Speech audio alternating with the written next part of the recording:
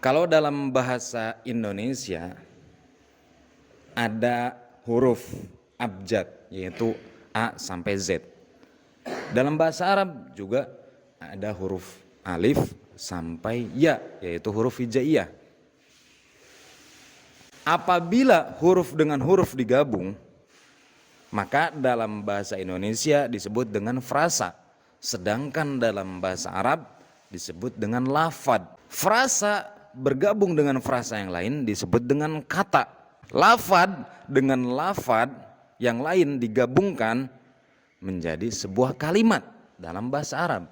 Kata dengan kata apabila digabung maka menjadi kalimat dalam bahasa Indonesia. Contoh diagramnya seperti ini.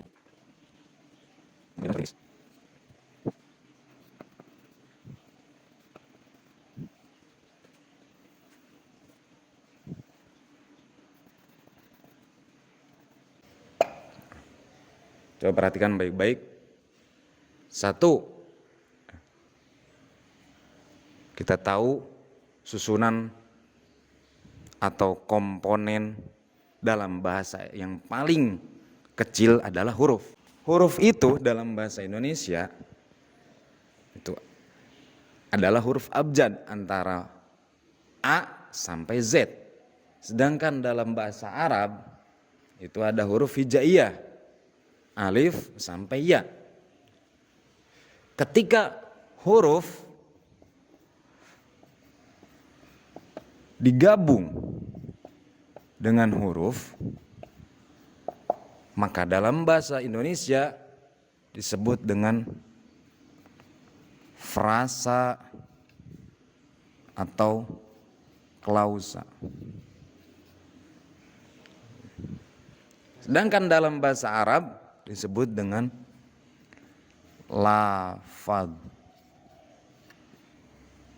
Mohon maaf apabila salah, tolong dikoreksi di kolom komentar ya teman-teman. Atau lafaz.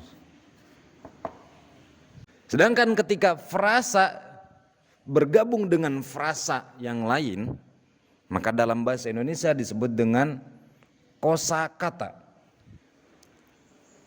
Lafad apabila digabungkan dengan lafad yang lain, maka dalam bahasa Arab disebut dengan kalimat.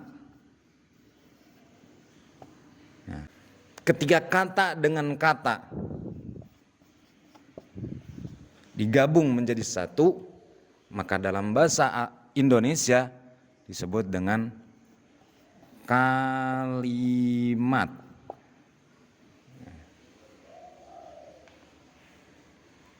Sedangkan dalam bahasa Arab ketika kalimat dengan kalimat digabungkan maka menjadi kalam atau kalim.